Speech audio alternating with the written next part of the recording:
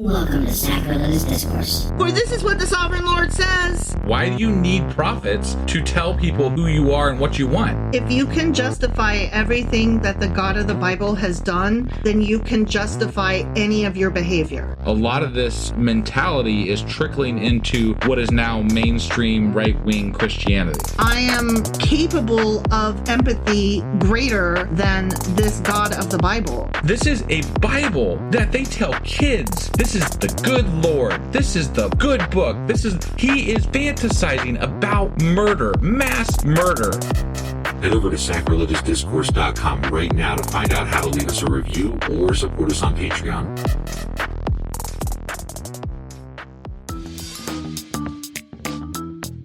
Hey there, sinners and saints. It's your favorite Bible-bashing duo from Sacrilegious Discourse, and we need your help. That's right, folks. We're raising funds for some heavenly equipment and a studio that doesn't sound like it's in the depths of hell. Our current setup, let's just say it's more apocalypse than audiophile. So if you want to hear us dissect the Bible without the background noise of demonic squirrels, chip in a few bucks. We're aiming for $5,000 to upgrade our audio and build a studio worthy of blasphemous banter.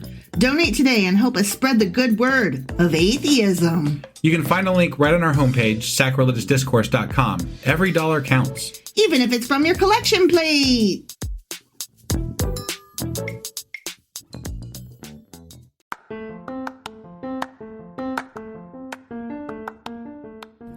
Welcome to Sacrilegious Discourse. I'm husband. And I'm wife. Together, we're reading the Bible for the very first time. We grew up without religion and wanted to know what all the fuss was about. Well, what have we learned so far? That God is a dick, and apparently some people believe in talking donkeys. We're not trying to pass ourselves off as experts. Nope, we're just reading the Bible for the first time and giving our first take reaction. If you'd like to join us in this venture, you might consider starting at episode 1. Otherwise, jump in wherever you like. All right, let's go read the Bible. Yeah, let's get to it.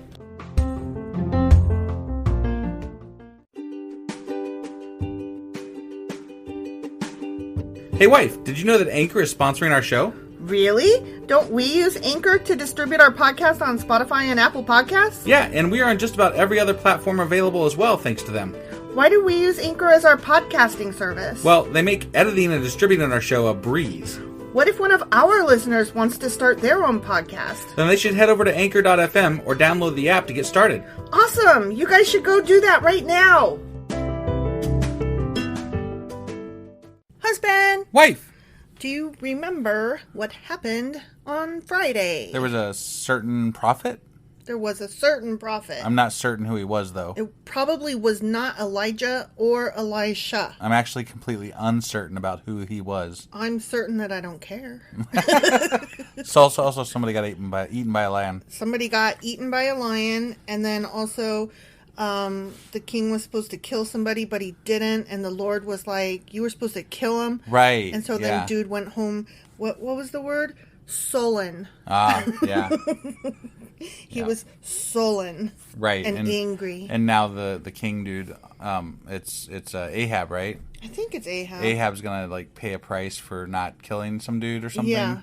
And it's gonna be bad. It's gonna be bad, yeah. Because murder is good. God loves a good murder. I guess that's the way it seems to me. I said kill him, and you didn't. So right? Yeah. You're bad. Weird shit, right? Yeah. All right. Well, that was 1 Kings chapter 20. It sure as fuck was. And today we're getting into 1 Kings chapter 21. Let's go do this. Okie dokie. Hey, wife. Do you like coffee in the morning? I sure do, husband. Morning, noon, night. Which reminds me, I need to add that to our grocery list because we're running low. Wait, before you do that, check out the website ungodlybrew.com where you can purchase a pound of your favorite flavor of coffee. What if I want more than 1 pound? Either order a larger amount, or better yet, get 10% off by setting up a subscription for every 2 weeks or a month or whatever works for you. Did you set up something special for our listeners? You know I did. Exclusive for our listeners, get an additional 10% off subscriptions by entering the code SACRILEGIOUSCOFFEE at checkout. That's a hellishly good deal. Ungodly Brew is hellishly good coffee. All right, 1 Kings chapter 21. All right. Here we go. Ready? We're going. Okay, we're going now. Now, there was a man named Naboth Okay. from Jezreel who owned a vineyard in Jezreel beside the palace of King Ahab of Samaria. Do you want to own a vineyard? Not really. I'd love to visit one, though. You'd like to drink the product of the vineyard. Fuck yeah, I would. Yup.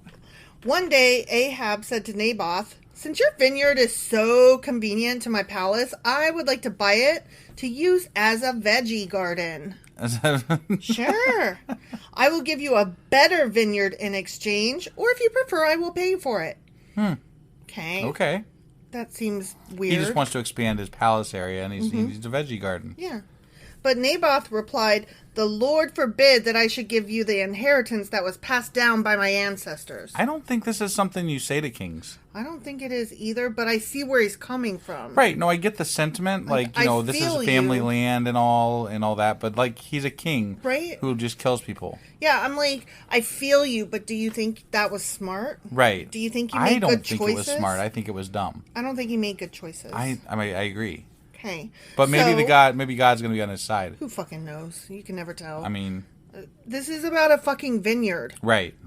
Who could know? Right. So Ahab went home angry and sullen again. Sullen. He's been sullen a lot. He is quite the pouty bitch. Yeah. Because of Naboth's answer, the king went to bed with his face to the wall and refused to eat. His face sounds like fucking Trump. Sounds like a fucking 3-year-old. All that's missing is throwing a plate of ketchup at the wall. Right, yeah. You crybaby. What's the matter? His wife Jezebel asked him. What's made you so upset that you're not eating? Right. I asked Naboth to sell me his vineyard or trade it, but he refused, Ahab told her. Are you the king of Israel or not? I mean, Jezebel that's demanded. Kind of what I was wondering. Like, right? You just take it, You right? either just take it or, like, you'd be like, fair enough. You say, hey, dude, I'm requisitioning your land. I'll give you a better one, but it's done deal, so. Right. Get up and eat something and don't worry about it. I'll get you Naboth's vineyard. Oh, he got his wife involved. Yeah. Who kills prophets. The prophet killer. I don't know about making Jezebel in now charge. She's going to be a vineyard owner killer. So she wrote letters in Ahab's name, call me Ishmael, sealed them with his seal, and seal. Okay. It's a seal. Sorry, I was like, what are you doing? He sealed them with his seal. Okay. Yeah, no, I got it. Bark, I just right? It really kind of hit me out of left field there. Okay, well, I thought it was good. So she wrote letters in Ahab's name, sealed them with a seal, and sent the seals and the envelopes to the elders and other leaders of the town where Naboth lived. What do the elders and shit have to do with this guy's land? I don't know, but she's about to be like, this guy needs to give us his land. I guess. In her letter, she commanded, call the citizens together for a time of fasting and give Naboth a place of honor. And then seat 2 scoundrels across from him who will accuse him of cursing God and the king. Oh my God. Then take him out and stone him to death.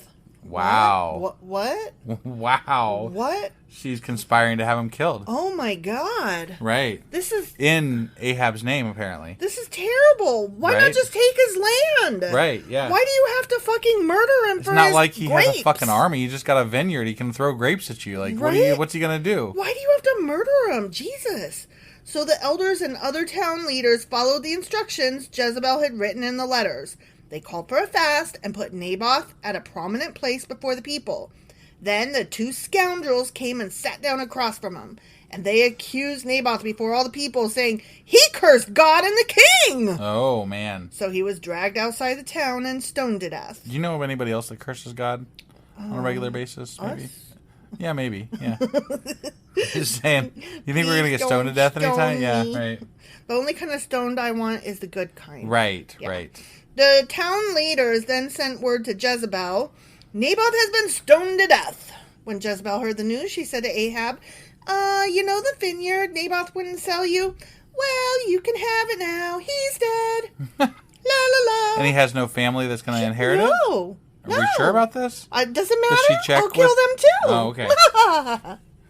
So Ahab immediately went down to the vineyard of Naboth to claim it. Uh-oh. Oh, okay. Uh-oh. But the Lord said to Elijah, go down to meet King Ahab of Israel, who rules in Samaria. He will be at Naboth's vineyard in Jezreel, claiming it for himself. Give him this message. This is what the Lord says. Wasn't it enough that you killed Naboth? Must you rob him too? Because you have done this, dogs will lick your blood at the very place where they licked the blood of Naboth. So he can cause bad things to happen to the king, but he can't stop them from killing a decent person. Right. Okay. Right. I just, it doesn't make any fucking sense to me. Like, why? He just willy-nilly. I think I'll let this thing unfold. Yeah, and then I'll yell at you afterwards, and they'll lick your blood. But probably after you die naturally in some fucking whatever. 100 years from now. Right. So, my enemy, you have found me, Ahab exclaimed to Elijah. Yes, Elijah answered. I have come because you have sold yourself to what is evil in the Lord's sight. It's so okay, now, though. He can run really fast. So, right? It's true. Right. It's true. So now the Lord says, I will bring disaster on you and consume you. I will destroy every one of your male descendants, slave and free alike, anywhere in Israel. I thought we already had him kind of cursed within like the last chapter or something. Or maybe even before that. I don't know. But like, pretty sure you're right about that. Yeah. I am going to destroy your family as I did the family of Jeroboam, son of Nabat, and the family of Baasha, son of Ahijah, for you have made me very angry and have led Israel into sin. I get it. Jeroboam gets a bad rap because like he was bad in God's eyes, right? But then like literally every king after him was worse. Right. So like, but they keep referring back to him as like the... Remember when Jeroboam was bad? Right. Remember that time? Remember how he was the worst as bad? I'm like, but dude, he's like the best of all of them because he was only the worst at the time. Yeah. Everybody after him was worser. Right, yeah. And regarding Jezebel, he continued, the Lord says dogs will eat Jezebel's body at the plot of land in Jezreel.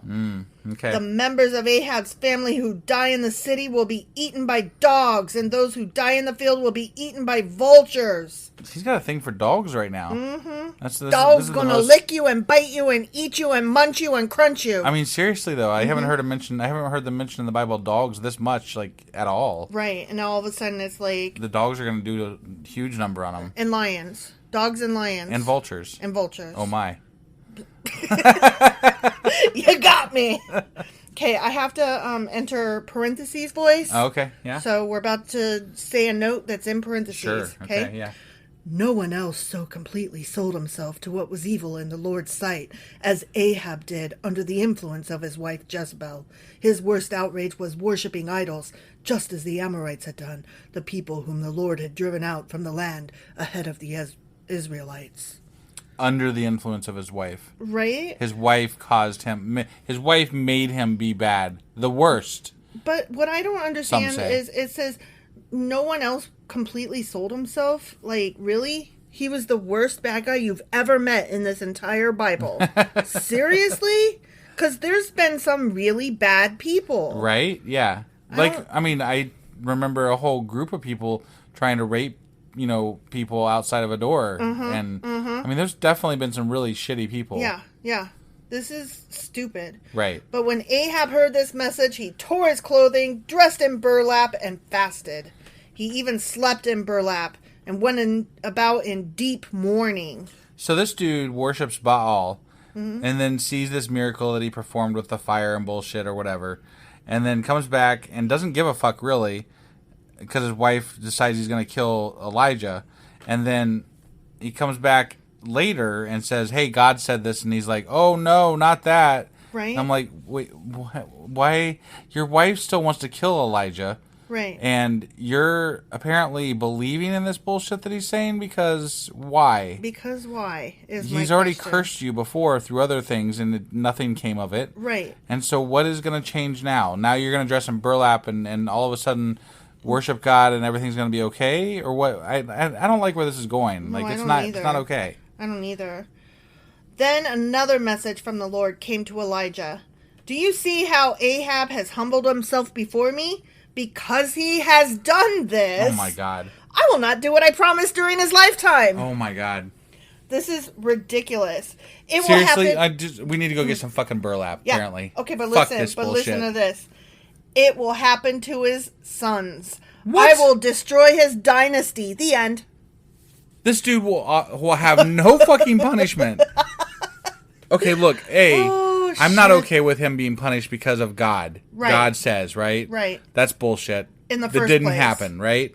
And then he puts on goddamn burlap, and he's going to be fine, but his sons get punished. Right. What kind of fucking God is this crappy-ass piece of shit motherfucker God?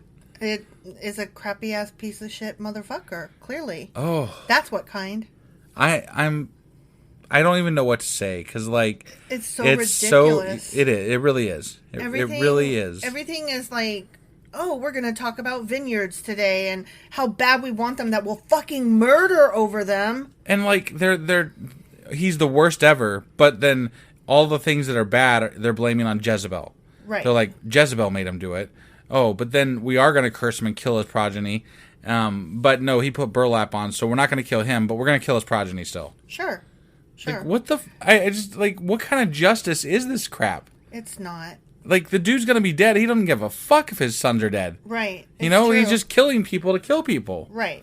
It's crap. It is crap. And that's not like there's no justice here. No, there's not. So these stories have no moral or like the end. Like it right? doesn't wrap up. You just don't feel good at the end of these stories. You're like, No. what the fuck is going on here? Yeah.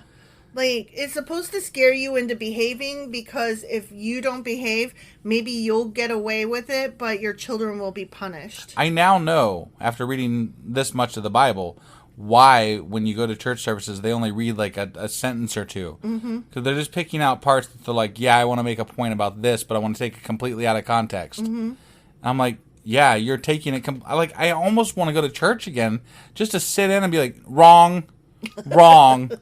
False. Fucking wrong. False.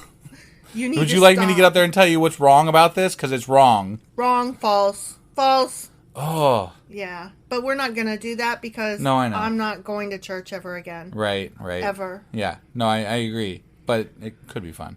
It wouldn't. Just a little bit. It would be self-satisfying. It would give me so much anxiety. It really would. Because what if we went with like a large group of like-minded people? I don't want to be in a group of Christians. No. I mean, like, if we went to church, there would be a group of Christians there, and I don't ever want to put myself in that position. Right. They are scary and terrifying. They might have guns. They might have guns. They probably have guns. Some of them probably do, and some of them probably your parents' brought church them. was talking about carrying guns outside of their church. Yeah, to walk the perimeter and defend the pastor. I'm like, and what I the go, fuck? defend them from what? Right. And they were like, from anybody who wants to attack them. And I was like, what the fuck has your pastor done that somebody's going to attack them? Right. Yeah. And they were like, haven't you seen the news? And I was like, you mean where they're attacking synagogues and, right. Muslim communities and shit like that? Yeah, I've seen the news. Yeah, like, it's you guys. Your Baptist church will be just fine. Yeah. Nobody's attacking your stupid church. Right. Weirdos. All okay, right. let's wrap this up. Yeah, right. All right, well, that was 1 Kings chapter 21. And tomorrow we're wrapping up the whole shebang. We are wrapping up 1 Kings with 1 Kings chapter 22. That is amazing. It is amazing. Another one in the hole. Right? Yeah. All right, well, we'll see you guys tomorrow then. Yep. Bye. Bye.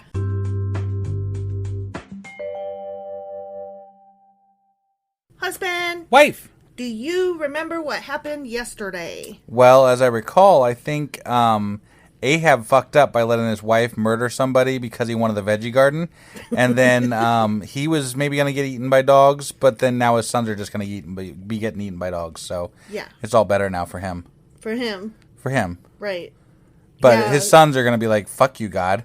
Yeah. Because, fuck you, God. Right. Just saying. Yeah, and his wife is Jezebel, by the way. Right. Jezebel is the one who had Naboth, I think was his name. Naboth, yeah. Naboth had him stoned because he wouldn't give up his vineyard. Yeah. I mean, that was just a shit-ass move. Yeah. And on everybody's part, really. I mean, except for Naboth, he doesn't have to sell his fucking vineyard. Right. No. But, I mean, to be fair there as well, a king asks you to fucking get your land, and you don't generally say no. I mean, I do, but... Not if he's known for killing people. Okay, and his wife. Fair, but I don't know if it's been in the family for ages, which it probably has. But is it worth your life? I mean, maybe to him it was. Some fucking grapes are worth your life. Maybe the land to him was worth his life. Well, there ain't no grape good enough to be worth my life, so. I'm not here to say whether he should have or shouldn't have. I don't think he was an asshole for saying no. I don't think he was an asshole, no. But, Okay.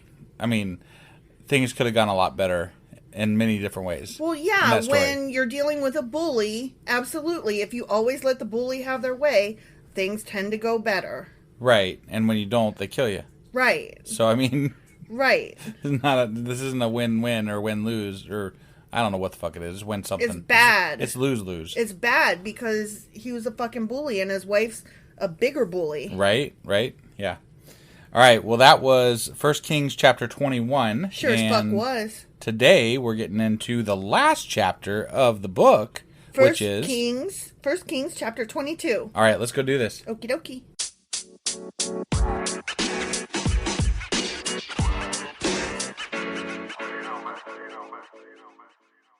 Okay, 1 Kings chapter 22. Okay. Final chapter of this book. Yeah, it is. Okay. So for 3 years, there was no war between Aram and Israel. That's nice. Isn't that nice? I like it when really there's nice. no war. 3 years. 3 whole years. 3 whole ones. Then, during the 3rd year, King Jehoshaphat of Judah went to visit King Ahab of Israel. Oh, shit's about to get Real? Warish. During the visit, the king of Israel said to his officials, "Do you realize that the town of Ramoth Gilead belongs to us? And yet we've done nothing to recapture it from the king of Aram." There we go. He just now realized, like, it's been years, decades maybe even at this point, since he's been king, and he's just like, wait a second. Hang on. I want that corner of the globe. We're missing a fucking town, man. Yeah. Then he turned to Jehoshaphat and asked, "Will you join me in battle to recover Ramoth Gilead?" Jehoshaphat replied to the king of Israel, "Why, of course. You and I are as one. My troops are your troops, and my horses are your horses." Okay. There's a lot of, like, alliances between different kings at this point in time, which is a lot different from what they used to, like, when they were talking before, it was just always 2 kings. Right. Like, you know, like the early kings of Israel, it was just 2 kings. But now there's, like, all these other kings that are, like, alliances here and alliances there. Right. And it's kind of interesting. It's kind of like Game of Thrones. Right? Yeah. It really is. Then Jehoshaphat added, "But first, let's find out what the Lord says." Yeah, Oh, because it okay. matters to him now that he wore that potato sack last time. No, this is Jehoshaphat said it. Oh, Yeah. okay. I'm glad he's saying a good thing. He's doing a good. I mean, in the course of the Bible canon, yes. Right, because I don't agree with God. No. Nor do I believe in him. No, I'm saying within story world. Okay, all right. Just clarifying. Yeah, definitely. So the king of Israel summoned the prophets, about 400 of them, and asked them, "Should I go to war against Ramoth Gilead, or should I hold back?" I find this very interesting because it was just a few chapters ago that we were talking about Elijah being the only fucking prophet left in Israel. And now we have 400? 400! Where did these 400 people fucking come from? My ass. Okay, so he asked them, "Should I?" And they all replied, yeah, go right ahead. The Lord will give the king victory." But Jehoshaphat asked, "Is there not also a prophet of the Lord here? We should ask him the same question." Wait, weren't those... Who? Those What? were prophets of, I think those were probably prophets of Jezebel's. Oh, so Asherah... It didn't specifically say that. It just said Oh. 400 prophets. Okay. Didn't say what. But now he's specifying, I want a prophet of the Lord. Okay. So All right. I'm going to guess that those other 400 prophets were Jezebel's. Okay. That's my guess. Yeah, I don't know. no. But that's interesting. Like, when I think prophet and they're referencing them for asking them a question, they don't generally ask any other prophets other than the Lord's prophets questions. Exactly. But they literally refer to this other God, their prophets, as prophets. Yeah. Like, that's just weird to me. It is. In the Bible. In the Bible. That's crazy. The king of Israel replied to Jehoshaphat, "There is one more man we could consult the Lord for us, but God, I hate him. Elijah. He never prophesies anything but trouble for me. His name is Micaiah, son of what? Imlah." What the fuck is this? I hate this Micaiah guy. I thought the guy he hated was Elijah. Well, we're not talking about Elijah in this But chapter. he did hate Elijah, right? But now we're talking about Micaiah. Jesus. You need to keep up, sir. But there's... No, I'm talking about Micaiah now. Okay. That hate was last chapter. This hate is Micaiah. Got this it. chapter. All right. Okay? Yeah. Son of Imlah. Keep up. Okay. Jehoshaphat replied, "That's not the way a king should talk. Let's hear what he has to say." So the king of Israel called one of his officials and said, "Quick, quick, bring Micaiah, son of Imlah." King Ahab of Israel and King Jehoshaphat of Judah, dressed in their royal robes, were sitting on thrones at the threshing floor near the gate of Samaria.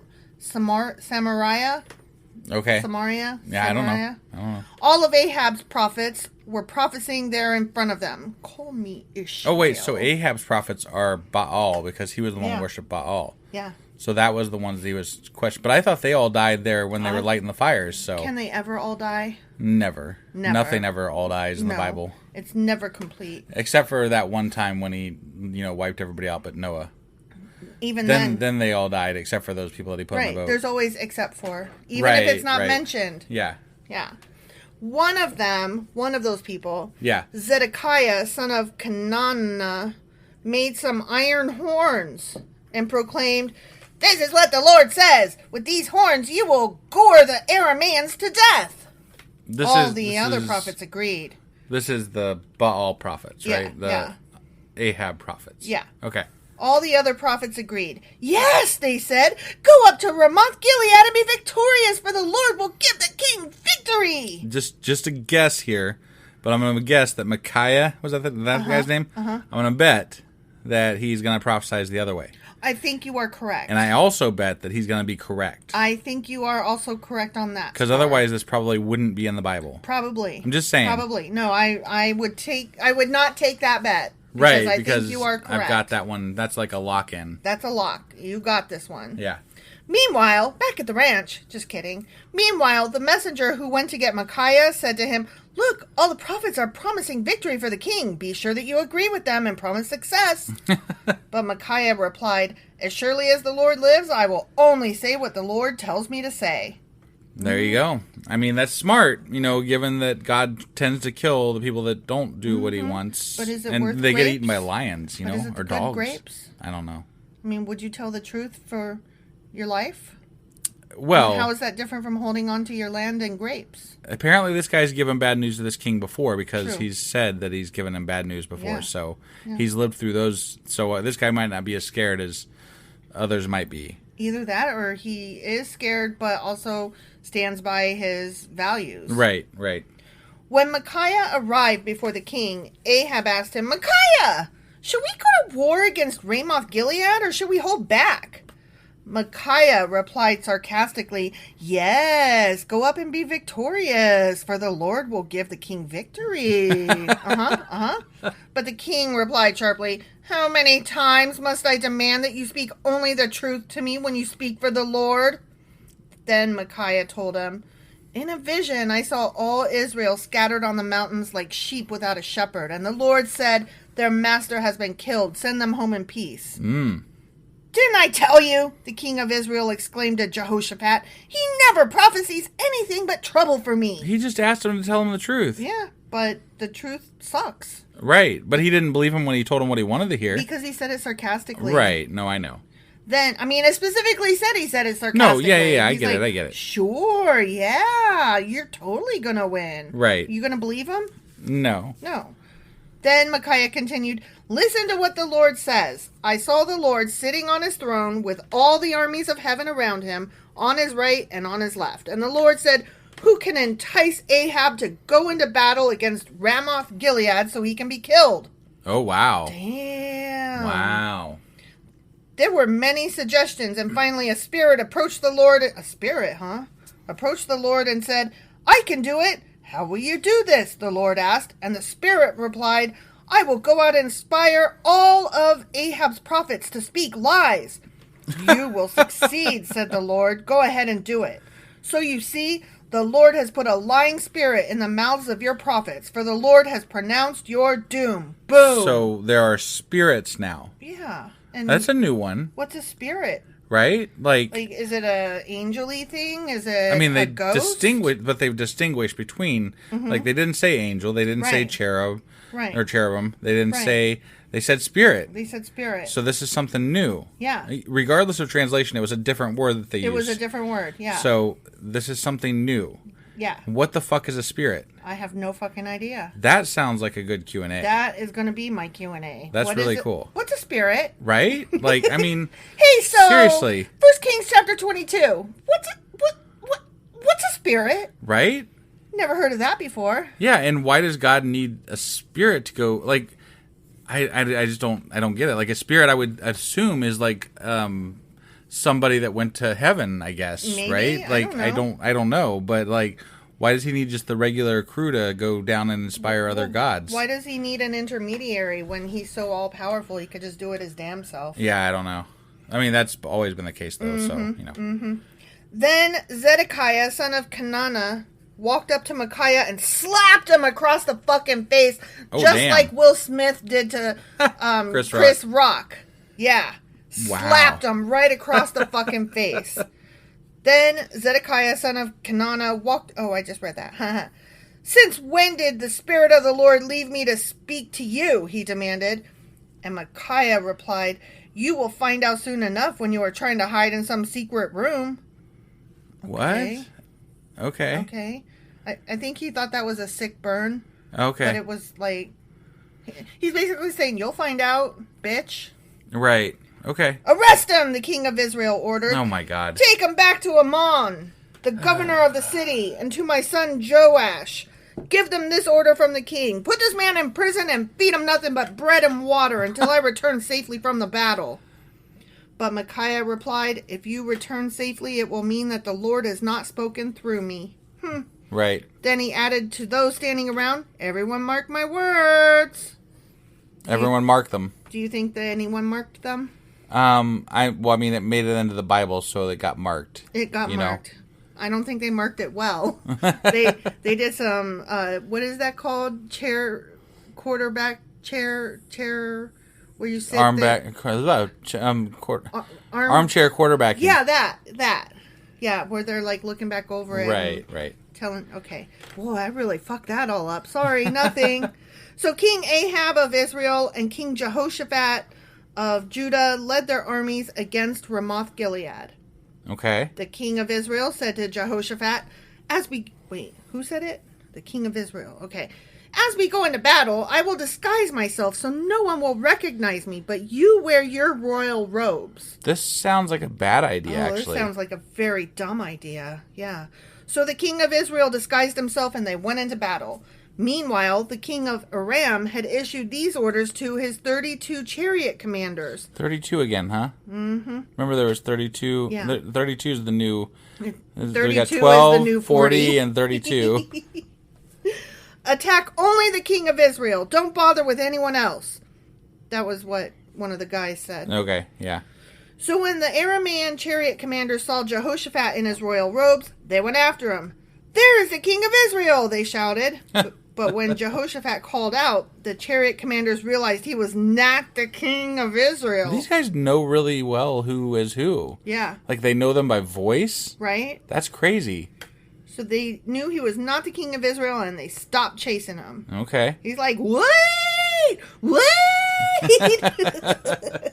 An Aramean soldier, however, randomly shot an arrow at the Israelite troops and hit the king of Israel between the joints of his armor. Oh, man. Turn the horses and get me out of here. Ahab groaned to the driver of his chariot. I'm badly wounded. Ugh. The battle raged all that day, and the king remained propped up in his chariot facing the Arameans. The blood from his wound ran down to the floor of his chariot, and as evening arrived, womp womp, he died. He died. Just as the sun was setting, the cry ran through his troops. We're done for! Run for your lives! I don't understand why a king dying means you're done for. 'Cause we chopped off the head. But, like, you can still... No, never! We cannot think! No, we need one leader! Run for your lives! My thinking is this, because if you are running away after your king died and you're sad and can't hold it together anymore, you didn't really give a shit about the cause all that much in the first place. I don't think that's true. No? I don't think that's true at all. Okay. I think that if you're crying because your king died, you probably care very much about the cause and the king that commanded you to be there. But I feel like that would inspire, like your king dying would inspire you to fight that much harder. Maybe. Like, I'm going to win this for him, you know, like he gave his life, I'm giving mine, you know, that kind of thing. Maybe. I don't know. So. I didn't live then. And Right, I wouldn't have been there because I'm a girl. Right, but I mean, they're fighting over a city that they just realized, like, he ruled in Israel. Ahab ruled for, like, 22 years, I think, is what they said. Something like that. So, like, after 22 years, he realized that they were missing a city. They're like, let's go get this city. And the guys are like, okay. And they're dying for this fucking city that they didn't give a shit about for 22 years. I just don't see them caring that much about it. I couldn't tell you. Maybe they did care. Or maybe... they didn't realize what they were getting into. Right. Good point. So the king died, and his body was taken to Samaria and buried there. Okay. Then his chariot was washed beside the pool of Samaria, and dogs came and licked his blood at the place where the prostitutes bathed. There goes that prophecy happening. Just as the Lord had promised. Right? Man, that's such a strong prophecy that it came true in the book that they wrote. Right where prostitutes bathed, too. Right, it's so bad. Damn. Like, man, that's awful. Not really. No, I don't really But care. Who But gives a shit? It's supposed to be like... And honestly, you're dead already. Who gives a fuck? I know. What's drinking your blood? Right. Like, I've never understood why we care about the body when supposedly your spirit is gone and that body ain't you no more. Right. So why, again, are we being so careful and you know, it's almost like we're worshiping the dead shell. Right. So weird. Yeah. The rest of the events in Ahab's reign and everything he did, including the story of the ivory palace and the towns he built, are recorded in the books of the one whatever book. the King the Chronicle things. King thing. So Ahab died, and his son Ahaziah became the next king. Okay. All right? Yeah, we're on to a new king. We're on to a new king. So we're starting a new little section here. All right, but he's going to die too, according to the prophecy thing, whatever. Yep. Jehoshaphat, son of Asa, began to rule over Judah in the 4th year of King Ahab's reign in Israel. Jehoshaphat was 35 years old when he became king, and he reigned in Jerusalem 25 years. Okay. His mother was Azubah, the daughter of Shilhi. Jehoshaphat was a good king, following the example of his father Asa. That's nice of him. Right. He did... Oh, that's why he was asking, we should ask the Lord's prophet, yo. Right. He did what was pleasing in the Lord's sight. During his reign, however, he failed to remove all the pagan shrines. Oh, what And a the people still asshole. offered sacrifices. Oh my, how could he ever let this happen? Burned incense there. So horrible. Ugh. Oh my God. Yeah, I don't know. I mean, he did good, but he But he didn't let make, bad things happen. He didn't make so. sure his people did good. Yeah, he's just terrible. Right? Yeah. Jehoshaphat also made peace with the king of Israel. The rest of the events in Jehoshaphat's reign, the extent of his power, and the wars he waged are recorded in The book of King Chronicle shit, whatever things. Yep. He banished from the land the rest of the male and female shrine prostitutes who still continued their practices from the days of his father Asa. He got rid of the shrine prostitutes. I guess they went over to that river where what is his name? Ahab died. Yeah. Yeah. There was no king in Edom at that time, only a deputy. Okay. I don't care. Right, whatever. He wore blue shoes, not red. Like, what? Jehoshaphat also built a fleet of trading ships to sail to Ophir for gold. Oh, wow. But the ships never set sail, for they met with disaster in their home port of Ezion-Geber. Oh, that's a shame. At one time, Ahaziah, son of Ahab, had proposed to Jehoshaphat, "Let my men sail with your men in the ships." But Jehoshaphat refused that request. Well, yeah, he doesn't want to share the gold. Right? Why would you want to share the gold? When Jehoshaphat died, he was buried with his ancestors in the city of David. Okay. Then his son Jehoram Yeah. became the next king. Okay. All right? So we got 2 new kings now. Mm-hmm. All right. Ahaziah, son of Ahab, began to rule over Israel in the 17th year of King Jehoshaphat's reign in Judah. Okay. He reigned in Samaria 2 years. But he did what was evil in the Lord's sight, following the example of his father and mother and the example of Jeroboam, son of Nebat, who had led Israel to sin. Did it really matter? He was destined to die by God anyway. Right? So, like, might as well Who enjoy cares? your time, I Yeah, guess, right? Yeah, if somebody prophesied that I was going to die and they were known to tell prophecies that always came true, I would be like, then I'm going to, like, ride all the rides. Right, and, yeah, I'm going know, out like fucking... I'm doing all the drugs, drinking all the drinks, smoking all the things. Right, Yeah, I'm going to live it up. Might as well. Yep. He served Baal and worshipped him, provoking the anger of the Lord, the God of Israel, just as his father had done. The end. But God already said, dude, you're dying. Yep. So it didn't fucking matter. It didn't fucking matter. But that is the end of First Kings. It is. Interesting. And now we had 2 new kings, one of which already died. Mm-hmm.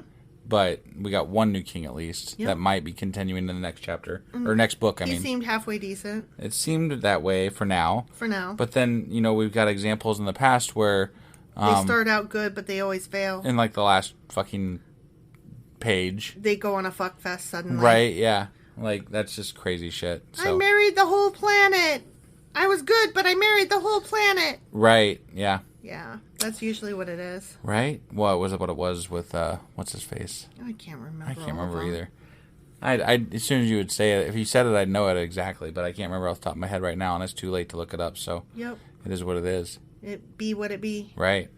All right. Well, that was the end of First Kings. It sure as fuck was. And tomorrow we will be coming back with a Q&A and wrap-up. Mm-hmm.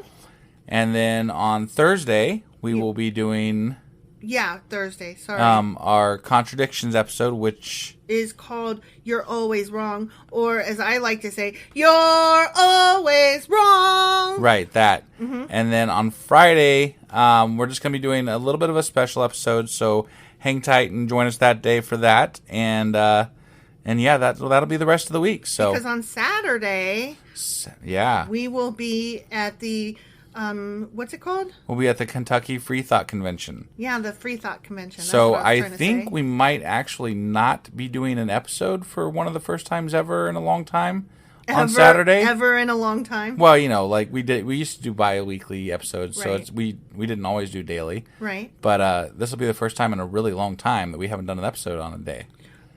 We might pre-record something if we have time. We might. And Or we might take the day off. we might take the day off. We might I mean, do a we're not really replay. taking the day off. If you're there at the fucking, Freethought Convention, Kentucky Freethought Convention, Yeah. we'll fucking be there. We'll So fucking be there, You should y'all. fucking be there too. Yeah. If you can. And make sure If not, it's all good. Make sure you look for our table because we'll be one of the vendors and we will be selling ungodly brew and representing Sacrilegious Discourse. Yeah. Oh, yeah. And if you mention that you heard this on our podcast, you get a free sample of the Ungodly Brew coffee. So, Whoop, whoop. do that. Mm-hmm. All right.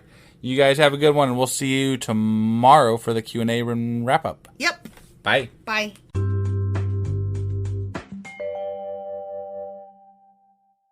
Husband, Wife. what are we doing today? We're doing our Q&A and our wrap-up, I believe. Of First Kings. That's right. Yeah. Yep. That is what we're doing. Okay. And you got anything to tell us about that scenario that we're getting into here today? Yeah.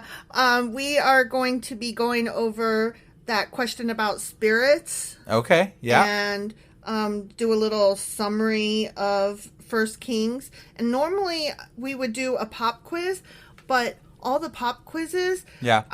are over First and Second Kings combined since it was originally one book. So we'll just hold out for the end of Right. Kings in general. Yeah, we'll do a pop quiz over First and Second Kings. Okay. That Okay. sounds good. Yep. All right. I mean, so far, we could just say there's been a lot of kings. Yeah. You know? There sure as fuck have. Yeah, we won that quiz. Woo! All right. Let's get into this Q&A / wrap-up. Okie dokie.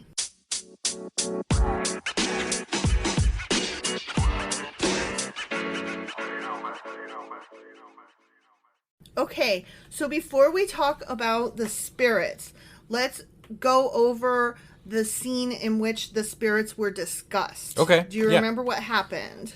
I kind of remember that there was a spirit, but and he did something for God. Okay, That's the most I got right now. That is like pretty far from a good summary. Yeah, no, it was a really bad summary. Okay, so there was a prophet, and what's his name? Ahab was like, oh, I don't want to talk to that guy. He always gives me shitty prophecies. Right. And we thought he was going to pull Elijah out of his ass, right? Yeah. But no, it was some dude named Micaiah. Right, yeah. What the fuck was that all about? So I looked him up just to get a little dig on him. Yeah. It didn't say a lot about him. His name is Hebrew for who is like Yah. Okay. Not the whole Yahweh or Yahweh. Right. Just but Yah. Who's Yah? Part of the whole Yahweh thing, sure. probably. All right. And he is one of the 4 disciples of Elijah. Oh. Okay.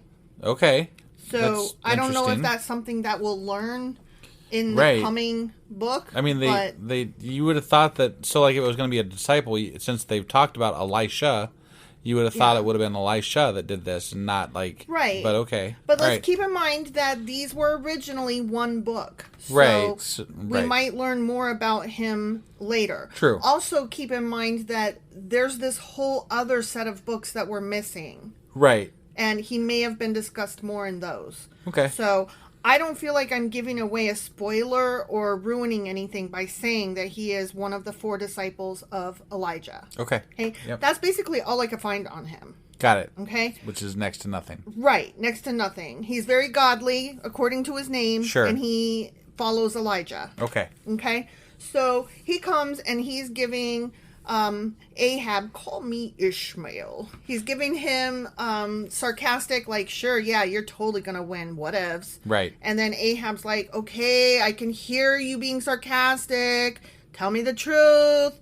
And then Micaiah's like, okay, I'm gonna tell you the truth, you're not gonna fucking like it, you're gonna fucking lose. Yep. Because guess what God told me? You're gonna lose. And then he repeats this scene that happened, and it is in that scene where he basically was watching God talk to his host or something. Right. And it doesn't specifically say host of what or host of who, but it's his host. Okay. And God talks to the host and is like, what should we do? Give me some advice. What are your ideas? And then one of the hosts is like, ooh, I know, I could put some lies into the mouths of those 400 and whatever prophets. Yeah. And God's like, oh my God, that is so cool. I mean, yeah, let's totally do that. Sure.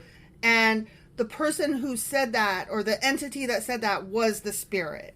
Okay, right. So I had to get into all that before we get into what is a spirit. Okay. So let's talk about the scene a little bit more, though. Okay, some rabbis accept that the scene described by Micaiah literally occurred in heaven. Okay. So Micaiah was like a witness. He was in heaven watching this unfold. Okay. Yeah. And further on in the Bible, Yahweh warns against false prophecies. Right. So it's kind of weird because yet Yahweh's actions to allow false prophecies to be given. Right. Are deliberate and intentional and go entirely against that. Yeah, it's not just later in the Bible. They've talked about false prophecies earlier in the Bible too. Right, but he will specifically say it. Right, but it we've talked about God being a dick before, right? I mean, just a couple of times. Yeah, just once or twice. But like if he's literally not making people, but coercing people into giving false prophecies, then he is directly responsible for them being false prophets. And so when he's punishing people for being false prophets, that he caused them, like, where does this circle of bullshit ever end? Okay, so that is a great question, because from everything I could find, there is intense debate over whether or not God actually forced people to do false prophecies. Okay. The apologists and like the Bible scholars or whatever who are like into it. Right. They will say, okay, first of all, God did not do it himself. He merely allowed this to happen. Okay. And so, right. But follow me here for a second. I'm following. I don't know how familiar how familiar you are with the book of Job, which we haven't got to yet. Right. I know that it's like there's a lot of shit that's gonna like that's a crazy book. That is a crazy book. The devil is like, I bet if I fuck with this dude, he'll totally switch teams. Right. And God's like, I'll take that bet. Yeah. And so that is often what they will use as an example of God allowing evil to do its thing while not being the one who does it himself. Okay. So that's one of the defenses. But okay. Okay. I know. But you're walking in a circle here, my guy. Right. And like, and I'm sorry, but like he has not presented himself enough to the people of Israel, or let's not even talk about today and now. Right. Right. There is no fucking God. Like as far as I'm concerned, that's a moot point and whatever. But even in the Bible times, he did not present himself enough for these people to know who he was versus who anybody else was that's talking to them. Right. If there's some fucking entity that's God-like talking to them, it's God, right? I mean, that's... Well, okay, but there's more arguments against this. Okay. So, I mean, I totally agree with you. I'm just telling you what the apologists say, okay? Sure. I'm not trying to convince you, okay? So there's more arguments against that, though. There is one view that, of course, this never fucking happened. It was Micaiah doing poetic license. Right. But let me get to that in a second. I got a question real quick. Being an apologist sounds like a full-time job. Do you think they have good benefits? Like, I mean... Oh, my gosh. I'm just... You're dumb. You're dumb. So others reject this entire view, arguing that God could not have sent false prophecy since prophecy is true by definition, right? Then like why... there is no... Hold on, let me finish. Okay. There is no such thing as false prophecy because that is two words that are opposite to each other. So when someone prophesizes and it turns out to be false, what is that then? It wasn't a prophecy. Okay. Is what they're saying. Okay. All right. It's like when we say hot water heater, you're not heating hot water.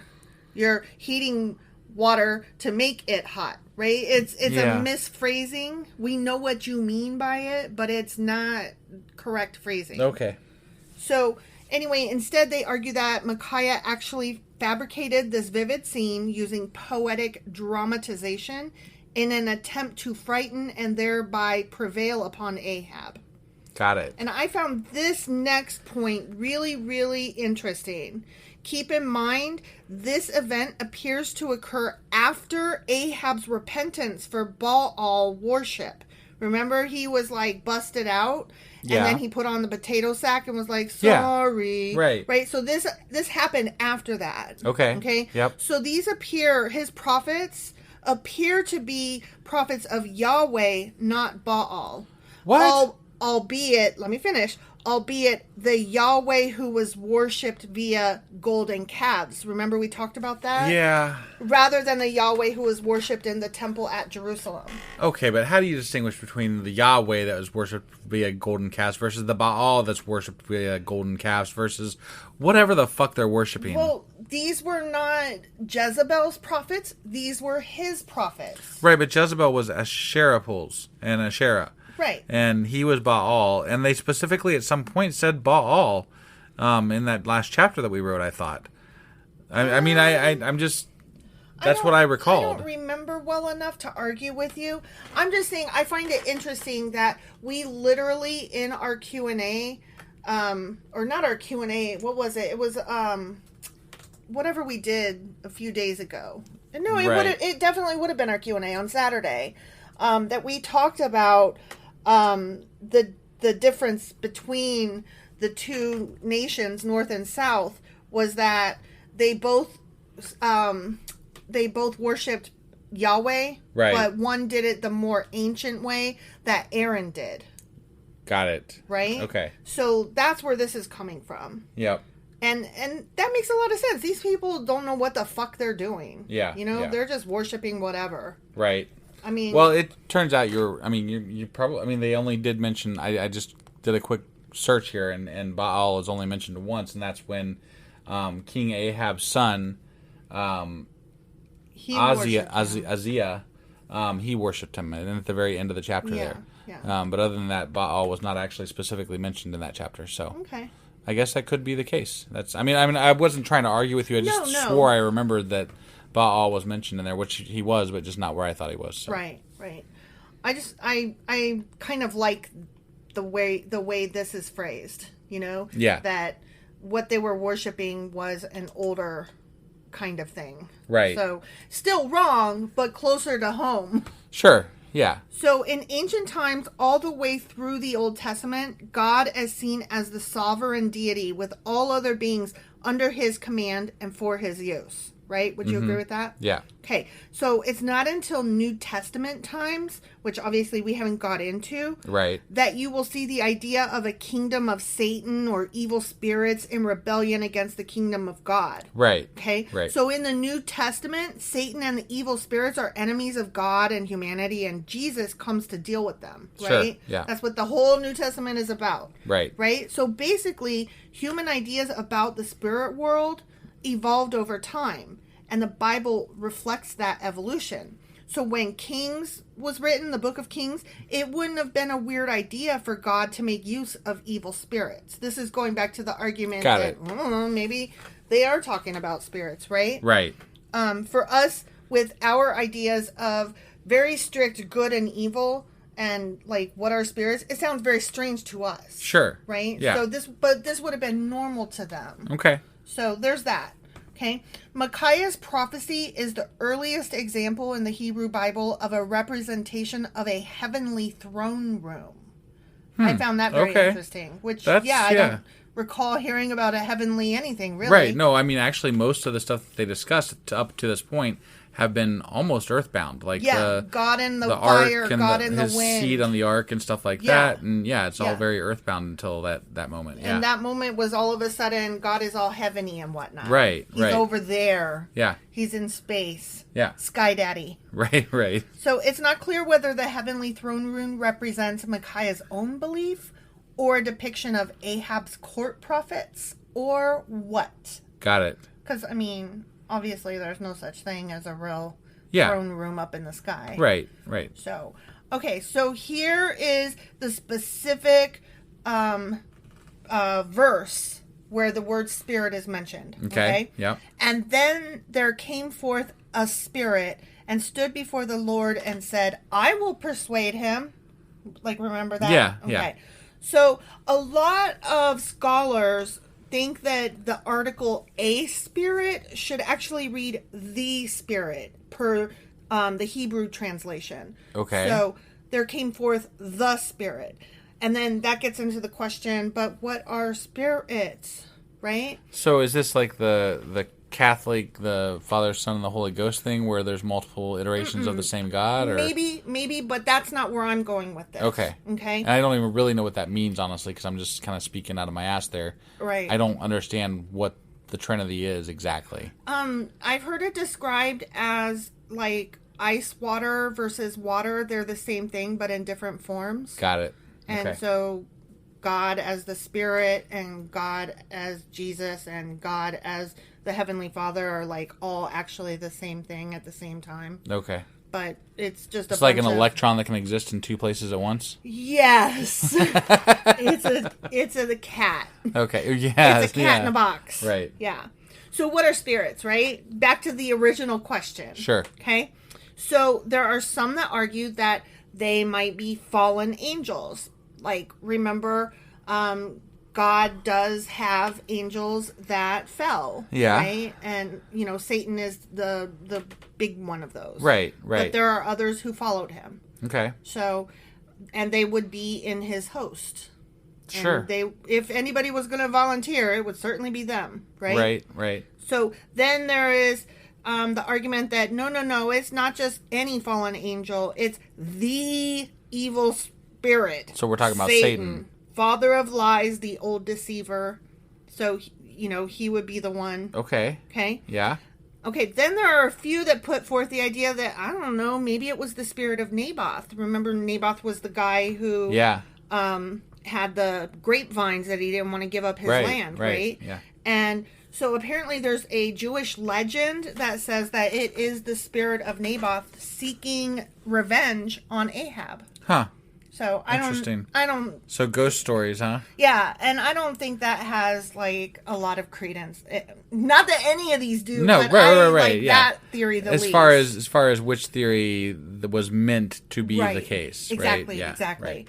And then the last suggestion that I saw was, what if it's the Spirit of God Himself? Like, what? God's talking to Himself, Right. Well, I mean, okay. I could believe that. He's very arrogant and whatever, aggrandizing. I don't know. So I have no idea. Yeah. So basically, we had a question and did not answer it at all. Yay us! But We're awesome. We learned a lot. Yeah.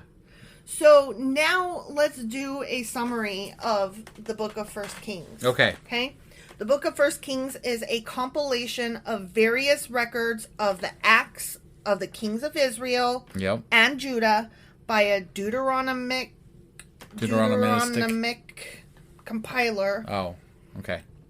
in the 7th century BCE, with a supplement added in the 6th century BCE. Oh. Okay. Okay? Yep. So I thought that was interesting. Right. First Kings provides an account of the death of David. I forgot this went back that far. Right, We had yeah. so many fucking kings. Yeah. No, I know. Okay, so it covered the death of David, the reign of his son Solomon, Right. and the decline and division of the kingdom of Israel after Solomon and many of his successors turned to idol worship. I just don't believe that Solomon was as good as he said he was. He wasn't. I don't believe that. He wasn't. And then that was the guy that we were trying to think of the other day, where he all of a sudden in the very end He of had the chapter, like 1,000 wives. right? It's almost like Yeah. somebody else, like you know how we talked about Bathsheba and him were writing this, memoir of him, right? It's almost like somebody got this and they're like, this is Ridiculous. ridiculous. We need to cut him down here a little bit. And so they snuck in just, that just last throw bit. this last bit on there. Yeah. Yeah. The book of First Kings also recounts the ministry of the prophet Elijah among the northern 10 tribes of Israel. Okay. Which, I mean, did it really cover that? Vague. Right, yeah. Little bit it. So, And then that really just kind of came, like we talked about at the time, that really just kind of popped out of nowhere. yeah. Like, oh, there's a prophet. And okay. then, there's another one. Right. Micaiah. Oh, by Micaiah. It was all kings and now prophet. Ooh, Yeah. prophet. Yeah. Book of Prophets. What? Right. So I found this really cool outline, and it breaks up First Kings into 3 little sections. Okay. Okay. Yeah. And apparently this is how the book is commonly broken up. Okay. Okay. So First Kings chapters 1 through 11. All right. Okay. Yeah. So the first 11 chapters are King David has his son Solomon anointed king. Sure. Right? And then he dies. Yeah. Solomon rules his kingdom with great wisdom, builds a temple, and erects his palace with a giant tub called the Sea at Jerusalem. Yeah. Right? Good shit. The Queen of Sheba visits Solomon. Yep. Solomon's many wives Many. lure him away from worshiping the Lord and encourage him to worship false gods. Right. So then Solomon's kingdom is threatened by Jeroboam. Okay? Right. So that's the first 11 chapters. Okay. And, I had forgotten that it went back that far. Right. In 22 chapters. Yeah. Right? All of this happened. Yep. That's ridiculous. So then in the next 4 chapters, chapters 12 through 16, all the tribes of Israel except Judah and Benjamin rebel against Solomon's son Rehoboam. Okay. The kingdom is divided, and Jeroboam becomes the ruler of the northern kingdom, aka Israel. Right. Leaving Rehoboam to rule the southern kingdom, a.k.a. Judah. Yeah, I that. was expecting you to Sorry. pipe up. I apologize. Jeroboam and Rehoboam both establish idol worship in their kingdoms, Right. I remember that. and many rulers of both kingdoms follow this pattern of idol worship. Yeah. Okay. I mean, because they aren't actually taught what God is and they don't talk Right. to God. They don't know who God is. So, Exactly. So the final couple chapters 17 through 22, the prophet Elijah causes a drought in the land. right. And magically resurrects a widow's dead son. Yeah. Forgot about that's that. crazy. Yeah. Elijah wins a fire lighting competition against the priests of Baal and shows that Jehovah is God. Or he's really good at lighting fires. One or the other. you know. Yeah. It's one of those. Jezebel, the wife of King Ahab and a supporter of Baal, tries to kill Elijah. Yeah. So he travels to Mount Horeb, which is also Mount Sinai. Right. where the Lord reveals himself in a whisper. Yeah, not the strong wind and not the earthquake and not the fire. Exactly. But the whisper. The whisper. The gentle wind. It started with a whisper. Elijah meets Elisha, right, who will succeed him as prophet. Elijah prophesies the deaths of Ahab and Jezebel. And then Ahaziah, the son of Ahab, reigns in wickedness. Yeah, he does. And that's that. That is that. That is a lot of shit that went down in 22 chapters. Well, I mean, the Bible's very clunky. Like it doesn't transition well. It really does not. It's not a good story. It's not a good story. It has its moments where it's fun to make fun of it. Mm-hmm. And it even has its moments where it's interesting a little bit. Yeah. But fun. It's not a good story. It's really It's really a bad story. It's really a bad story, and it's very frustrating because I love learning stuff. So I'm like, ooh, this is interesting. And then it's like over stupid shit. But you know what, though? I have to say, if it wasn't a bad story, we wouldn't have as much fun with this. That's not necessarily true. Well, I could make fun of a good story. Right, but I mean, like... I could make fun of Twilight. Right, Twilight at least had... solid storyline all the way through. And really, right? if we ever do we should do like a live watching of the movie Wings with our. That's funny. So, just a quick story here aside. Yeah. Totally off topic. Yeah, we watched. We had a thought that we were going to watch all of the Oscar-nominated movies over time. Back. And one of the first ones was Wings, which is like a silent film from like the 1940s or something. And it used real footage from World War I? Two. And wife basically narrated the whole thing for us. Oh yeah, I did. Not what it was actually saying, but what wife wanted it to say. Well, okay, there were naked butts in it. There sure were. And it was a shock. Our child was like dying. Scandalized. I mean, it was great. Scandalized. It was hilarious. To be fair, we were not expecting those butts. No, we were not. It was quite a long line of 1940s butts. Yeah. Yeah. Yeah. It was, yeah. But it was a really neat movie, and it was a fun experience. And it actually was not a half bad movie for really a silent movie and the time and all that. So I could see why it was nominated for an Oscar. No, definitely. Yeah. But it was much more fun and entertaining with the commentary. It would have been boring without my additions. I'm just saying. I feel the same way about the Bible. Like, if it didn't have our commentary, then people would be like, this is boring shit. They're just fucking reading the Bible. I wondered what the connection was. I wasn't there. Okay, now I get it. I get it. Yeah. I make it fun. Right. Okay. I'm making it fun, too. But I make it more fun. I hope I'm making it fun. You are fun to my fun. Okay. So I'm only like secondary fun, you're like top-notch fun, huh? Fuck yeah. Okay. I mean, you're the smarty here. I'm the dum-dum. Well, we're all in trouble then. All right. Well, that was our First Kings Q&A and wrap-up. So tomorrow we're going to be back with our Contradictions episode, which my wife so fondly refers to as... You're always wrong. Correct. And then we have, like I said the other day, another special episode that we're going to have on Friday. So join us for that. I do want to remind everybody that we will be in Kentucky this weekend, down at the Kentucky Freethought Convention. And just so you're aware, there are still tickets available. It is $10 online or $15 at the door. And we would love, love, love to see you there. And if you do show up, make sure you come to our booth and tell us. And we're handing out free samples of our ungodly brewed coffee. So stop by and see us. Please. I want to meet you. Right? Yeah. All right. We'll hopefully see you guys there. If not, we will see you tomorrow for the Contradictions episode. Yep. Bye.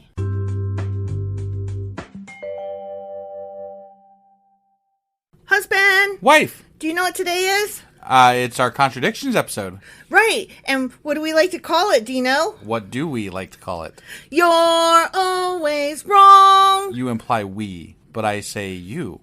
No, it's us, because I ask you a question, and then whatever you answer, you're wrong. No, I because meant you like to call it this. I call it the Contradictions episode. you fed it to me, therefore you like it. Right, okay. Fair enough. So that's what we're doing. Okay. So this is our Contradictions episode, and also the I'm Always Wrong episode for First Kings chapter. Just First First Kings. Kings. Just First Kings. All Yeah, the chapters. All the chapters. Yeah, that. Okay, let's go do this. Okie dokie.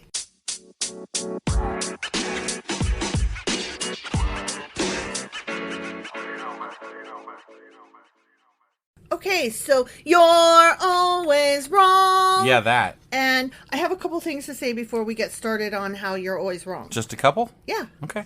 Okay, so first of all, what I learned is that with the Book of Kings being split into two, Yeah.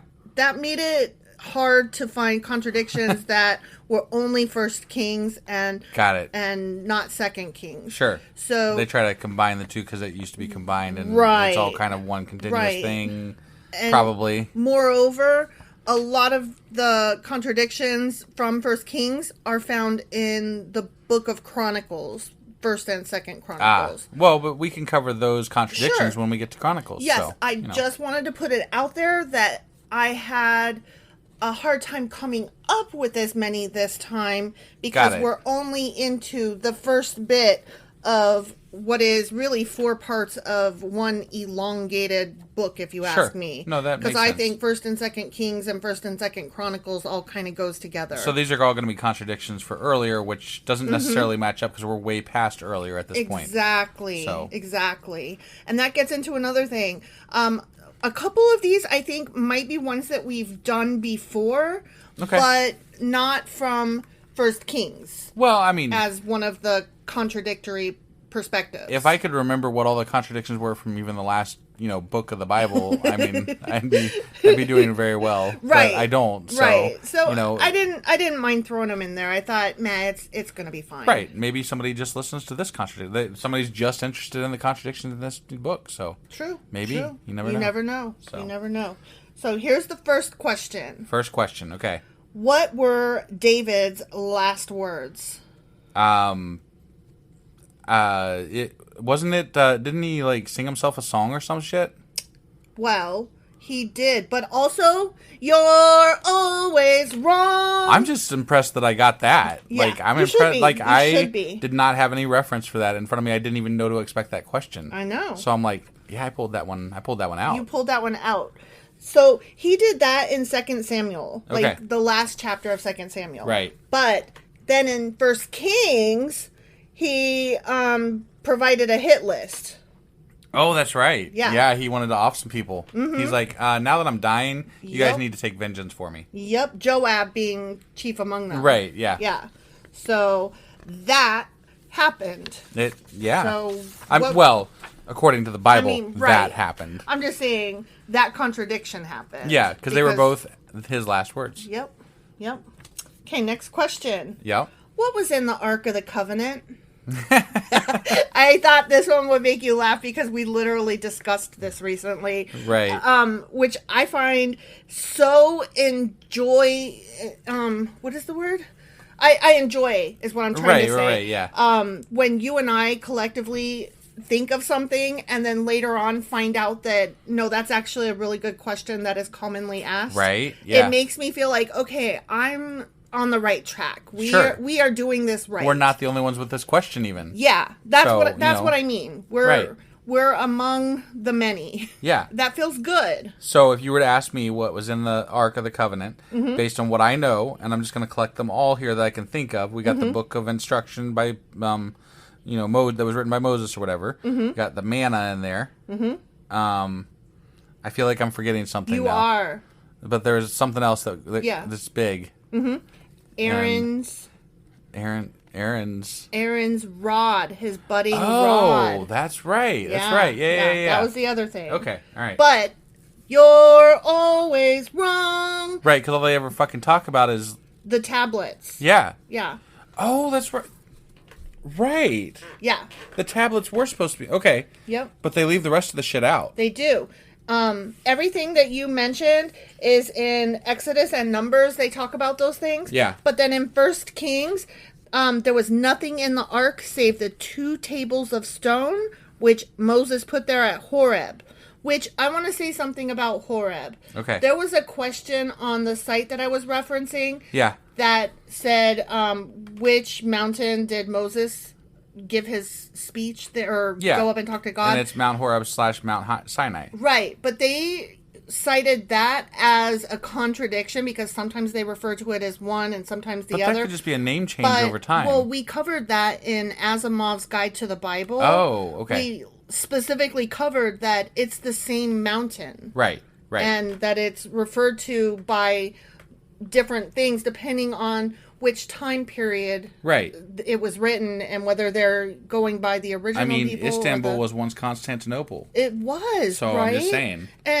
And the borders that we worked at is now a pet mart. So, what you gonna do? And that's nobody's business but the Turks. Exactly. So, just saying. Exactly.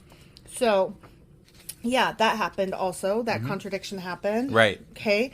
So, this one I found exciting. How should homosexuals be treated according to the Bible? I would assume that we want to kill them according to the Bible.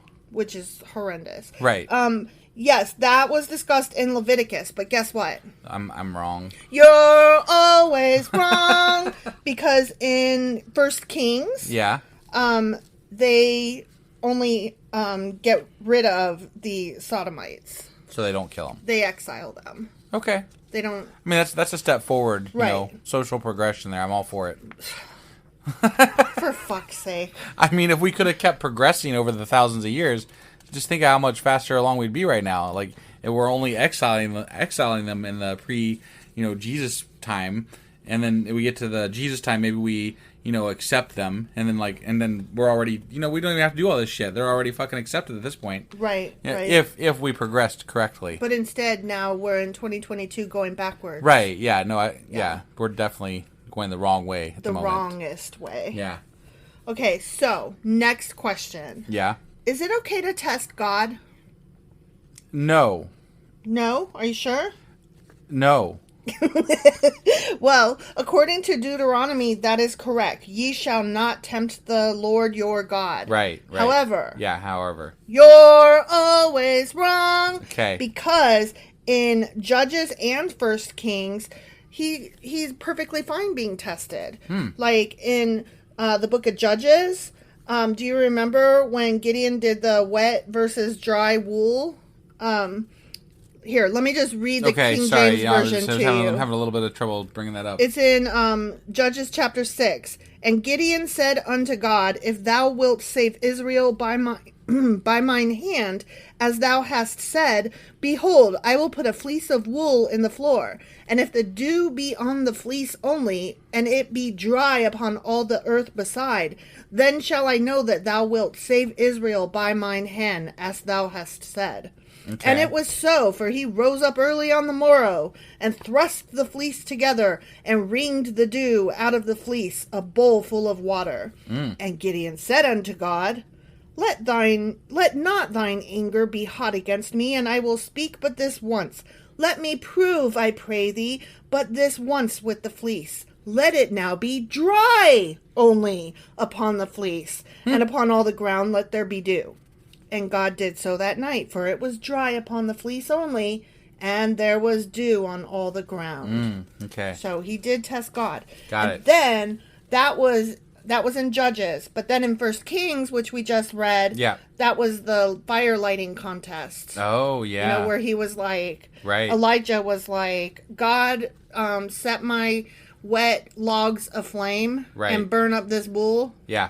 And the other guys were like, come on, Molech or Baal or who the fuck ever, light our fire, and it never happened. Right. So he was awfully bold to think that was going to happen, having it only happen. God's only been ever tested one other time thus far. Yeah. So, how did he know? You have to think that he was, told, but, that part didn't make it into the Bible. Or that it didn't happen. Right. That would be my guess. Yeah, no, obviously we go from, our starting point is none of this shit fucking happened. Right. And it's kind of interesting when we find out that some of it might be somewhat based on truth from the past. Right. Like that's the part that's cool to me, is finding out, oh, that person might have actually existed, and this, some of this might be based in history. Right. So that's kind of cool. But super mangled. It's super mangled. Fucking, like, torn to shreds mangled. Yeah, torn asunder mangled. Yeah. Okay, next question. Ready? I'm ready. Can God be seen? No. No? Are you sure? I sure as fuck haven't seen the motherfucker. Well, according to Exodus, you are correct. Yeah. God is invisible and cannot be seen. And if you do see him, you'll die. I think that there was a point in Exodus, I thought, that God showed Moses his butt cheek, remember? I thought we specifically covered that bit. Well, you said no. Right. And you're always wrong. Right. Because yes, many people have seen him. Right. Abraham saw God several times in the books of Genesis, Exodus, and Acts. Yeah. Isaac saw him twice in the books of Genesis and Exodus. Right. Jacob saw God face to face and beat him in a wrestling match in the books of Genesis and Exodus. Right, yeah. Moses spoke to God face to face and even got a peek at God's butt. Yeah. In the books of Exodus, Numbers, and Deuteronomy. Right. God talked face to face to all the people of Israel in the books of Numbers and Deuteronomy. not just one person, but like all the people of fucking Israel. And then most recently in 1 Kings, Micaiah saw God sitting on his throne. Although that was questionable because it was a vision. Did it really count? Who fucking knows? Or it might have just been a story told to get across a point. Exactly. So, Exactly. Okay, so next question. Okay. Is it wrong to lie? Yes. Yes. Per the books of Exodus, Leviticus, and Numbers, thou shalt not bear false witness. Thou shalt not raise a false report. Keep thee far from a false matter. Mm-hmm. Neither lie one to another. Neither shalt thou bear false witness. But then I do remember in 1 Kings specifically. You are always wrong. I am always wrong. You're always wrong. But when he had that vision, I'll let you cover it. But God rewarded the Egyptian midwives for lying to the Pharaoh in the book of Exodus. Right. Just so that we have that out there. Yeah, sure. Okay. And then, as you said, in 1 Kings, which we just finished reading, God put lying spirits in the mouths of his prophets. Right. So, that happened. It's bullshit, God. That is bullshit. Saying. What are you doing, God? You, this is your book, man. You have all the editing rights. And you did not fix these errors. And there have been so many fucking errors that were creating an entire series of I'm always wrong. So you fucked up. You know what I noticed this time around, which I did not fucking appreciate? What's that? You kept saying no or yes. And then after I said it, instead of letting me play my game, then you were like, but wait, I know the other answer. I do, though, sometimes. But that's not the way we play this game. All right. This game is you're always wrong. And so you have to pick one answer, stick to it, and be wrong. I promise I will be wrong more in the next I'm Always Wrong episode. You have to be 100% wrong. I will be 100% wrong in the next episode. That's how these episodes work. That's how the game goes. I get it. I understand the rules now. You're always wrong. Okay? Okay. All right, bye. Bye. Oh, wait. Oh, you got more? Well, no, we're getting really close to the Kentucky Freethought Convention. Oh, we really are. And I wanted to make a point of mentioning it in every episode this week. So, Saturday the 3rd, which today is Friday? No, Thursday. Shit. Today's Thursday, my love. It's Thursday for you guys. Yeah, so, it's Wednesday for us. It's Wednesday for us, That's always so confusing. It really is. So anyway, Saturday the 3rd, we are going to be down in Louisville, Kentucky for the Kentucky Freethought Convention, and we will have a table set up there, and we would love to see you guys there. So if you're able to make it, the tickets are only $10 online right now and $15 at the door. Look for our table. We will be selling Ungodly Brew and repping Sacrilegious Discourse. That's right. And if you mention that you heard this on our podcast, you will get a free sample of Ungodly Brew coffee. So definitely stop by and get your free coffee. And you guys, I just was packing some of this shit up to take with us, and it smells so good. It is good. It is good. It tastes good. It's delicious, and it smells divine. That's and right. Our whole office smells like this delicious coffee.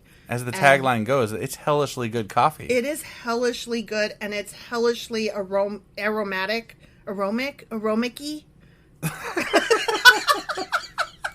This all stays. Okay. Oh, so God. we'll see you guys Saturday, and we'll have something for you tomorrow. We're not really sure. It'll be some special episode kind of thing. Yeah. We don't know what we're doing. Right. But you should know that by now. Yeah. So we'll see you guys tomorrow then, and maybe Saturday. Yeah, hope Saturday. Really hope Saturday. You better show up, guys. You fuckers better get there. You better get there. In the nicest way possible. Right. You're not fuckers. You're not fuckers. But I mean, in a very, like, friendly, we love you kind of way. Of course you're fuckers. Right, yeah. So we love you. Yeah. And bye. Bye.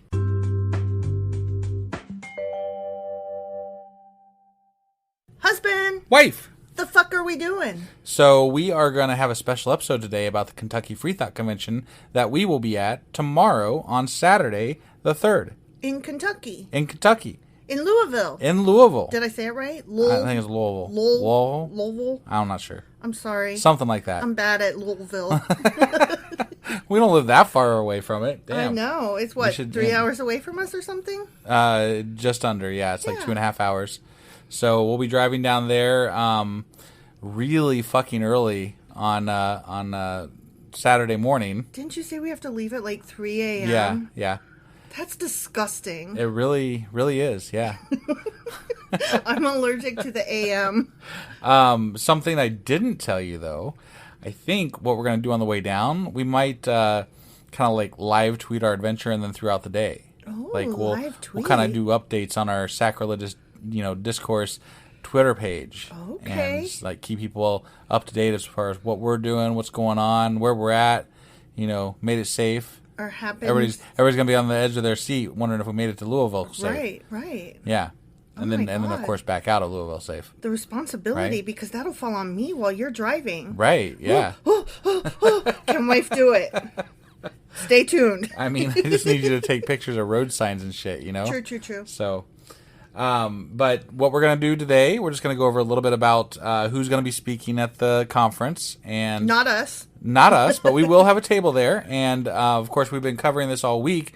If you guys stop by our table, we will be giving out free samples of Ungodly Brew.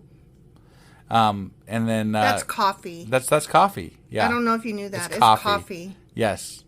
It's delicious. Right. Actually... Our whole house smells like coffee right now. I kind of just went right into things, so I'm going to go ahead and stop for just a minute. We're going to go ahead and break and go past the intro and into the main section. Oh. And then we'll kind of start back over there. Sorry, I forgot. No, I forgot too. Oops. I got so excited about the whole thing, I was just ready to say it all.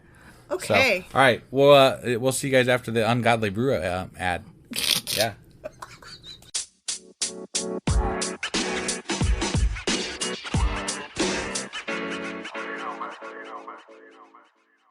Okay, so we pretty much said everything there is to say in the intro, right? Well, I mean, I introed everything there is to say in the intro. Okay. So I don't know that I said everything that there is to say in the intro. You have more words for us? I do. Like I said, we're going to be going over who's speaking. We're going to go over the schedule, some ins and outs about the conference and where you can park and, different things like that, costs and all that. But right now, what I want to cover, because we've been working our asses off the last few days to get ready for this thing, we are going to be down there at our table, and it is going to be a Sacrilegious Discourse table and an Ungodly Brew coffee table. And as we said, we'll be giving out free samples of coffee to anybody that mentions that they heard this on our podcast. Yep. And, of course, we'll be selling samples and bags of coffee and T-shirts while we're down there as well. We have some Sacrilegious Discourse T-shirts and some Ungodly Brew T-shirts. True.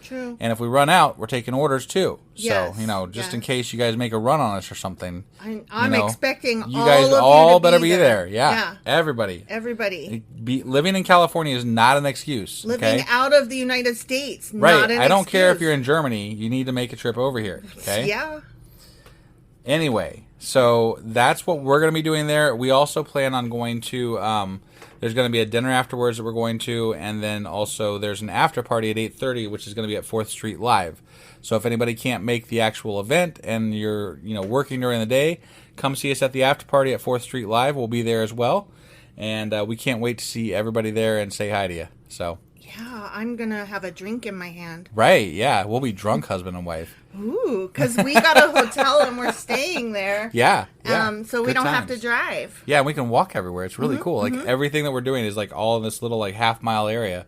At least that's what it shows on the map. I'm sure we'll get there and be like, God damn, why are we walking again? I know. I thought about getting my toenails done for this event because I'm so excited. And then I remembered that we'd be walking, Yeah. which means I'll be wearing sneakers the whole time. And I was like, well, guess I don't have any reason to get my toenails done. Right. All right, so what I was going to go over here today, and I've got to find it on my... There we go.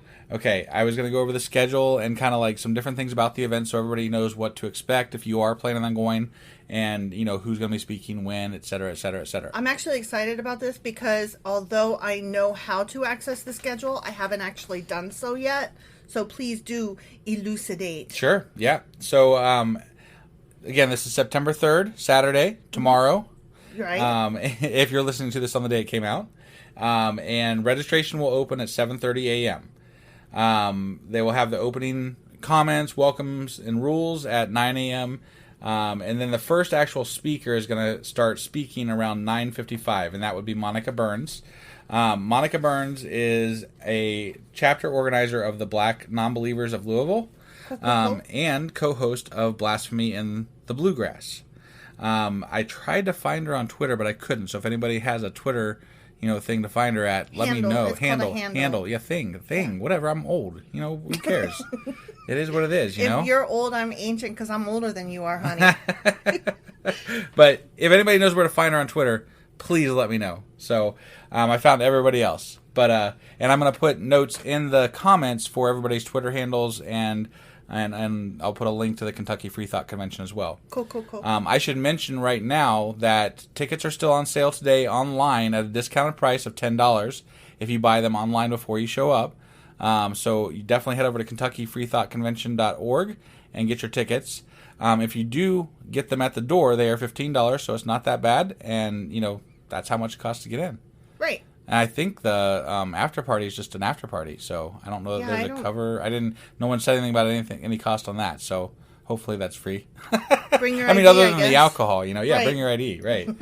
And then at 10:30, Hemant Mehta, and I actually got a pronunciation because I wasn't entirely sure how to pronounce his name. I know him. I see him all over the damn place. And, something that some of our fans know, we never really were that involved in the atheist and secular community before we got into this podcast, but it's hard to miss some of these people, and this is one of those people that is really out there, big name, and there's a lot of people that are going to be there to see him, I'm sure. He, of course, is the founder and editor of FriendlyAtheist.com. He's a YouTube creator and a podcast co-host. A lot of people actually know him because he made an appearance on Jeopardy in 2020. Oh. So he's, got some fame from that. That was apparently his first TV appearance, ever. Was on Jeopardy. At least that's what I saw. I don't know. I've never talked to him, so I can't confirm that. But I never got to go on Jeopardy. Me either. I think that's a crock of shit. I always wanted to go on The Price is Right. You did? No, really? That's a lot of excitement over like fucking blenders and shit. I'm just kidding. I never. Yeah. No, Wheel of Fortune. That's the Wheel one. Wheel of Fortune. Yeah, because I always like solving those puzzles. And I got really mad at. Oh my god! Did you ever see that video where they show the words and like they can't solve, and you're just like. And there's only one letter. Oh my god! Yeah, guys. The one that killed me was a feather in my cap. Yeah. And the lady said lap. And somebody else said map, and I was like, "Are you fucking kidding me? What is wrong with you?" Oh, that's great. Okay, sorry. No, Nothing. that's right. Go on. So the next speaker will be at 11:20, and that will be Candace Gorham. And Candace Gorham is a licensed professional counselor with a background in middle and high school education, a former evangelical minister, and she founded the Ebony Exodus Project. And that was to explore record numbers of black women who were leaving the church. And in 2013, she published the Ebony Exodus Project. And then she's also she's on the advisory council of the Black Humanist Alliance of the American Humanist Association, and is a member of the Secular Therapist Project and the Clergy Project. So she's got a lot of things going on. I am really enjoying the number of people of color that are in this group. That is really cool to me. Yeah, definitely. No, I in my appreciate that. mind, it seems like they're just all old white guys, honestly. Sorry, not trying to, I mean, that fits me, I guess, so. But, like, all I can imagine is, like, people that look like your dad. Right, you know? yeah. Like, just college... old stogie fogey guys. Right. With the what do you call those kind of hats? The fedoras. Yeah, fedoras. Yeah. Right. Yeah. So I'm just saying it's really cool that yay. Right. Yeah. Next up, speaking will be at 11:55, and that will be Nick Fish, and he is currently the president of the American Atheists, and he's got a lot of things that he's done with civil rights and civil liberties as an activist over more than a decade, and done a lot of organizing and has a lot of leadership experience. So that'll probably be a good talk, and he's pretty active on the social medias and all those things. Okay. The good stuff. I think I've heard his name before. I definitely know who he is. So I'll be interested to meet/hear from him too. I mean, I don't really know any of these people. Like, I know of some of them, but I haven't reached out enough to interact with a lot of them or know their formats and what they're talking about right now. And that's my bad, but I've got a lot of stuff going on, and this is a very, like, we spend a lot of time doing this podcast, and the rest of the time I have is work, you know? Like, right. So it's really hard to branch out sometimes, and this is that we're really excited though. This gives us an opportunity to meet and interact with other atheists that are actually out there in the world that we wouldn't otherwise have an opportunity or a reason, honestly, to seek them out and hear them and see what they're about. Yeah, no, I'm very, very excited about this, so I'm really looking forward to it. At 2:30, Phil Zuckerman will be talking, and he is the Associate Dean / Professor of Sociology at Pitzer College, and also an author. He's got several books that he's written, and sounds like, based on what I read about him, he knows a lot about his shit that he's going to be talking about. All right. I mean, I would hope so. I mean, unlike us. I could go through and list off all the books, but it's like a long list, and I'm like, yeah, he's got his shit together. He knows what he's doing. He knows stuff. Unlike us, we don't not know our shit. Yeah, we do not know stuff. We do not. We know nothing. Yeah, pretty much. I remember, I'm sorry, I keep going off topic here, but my job here for this episode was just to chime in. Yeah. And I remember that you said something like how you were worried because everybody's going to be so smart, and then we're just a couple of dum-dums. And here we are just like bumbling through this, like, yeah, they're smart, and, we're not, so there. They know stuff. Yeah. So, once again... Smart is relative, but when you're, like, talking about somebody that's written multiple books, like, I'm like... Yeah. I just don't know. I don't know, Like, he's obviously done a lot more research than I have, so... Right. That's definitely got to be the case. But, I mean, I'll just put it out there again, a reminder that we are not scholars or academics, and that is not our role in all of this. We are just trying to read the Bible, get through it, and learn a thing or two. I'm not saying we're dumb. We're not dumb. Oh, we are kind of dumb, and I'm fine with that. Whatever. I'm fine saying I don't know stuff. Okay, that's fine. I don't know stuff too, but... Yay! I love ya. I love you. Aww. All right. At 3:05, we have our next speaker, which is Jeremiah Kamara. I hope I pronounced that correctly. And... he is the author of the books Holy Lockdown, Does the Church Limit Black Progress?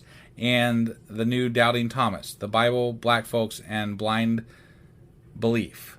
He also has some films out that he's been doing, and I think his current project is actually called Holy Hierarchy, and it's the religious roots of racism in America.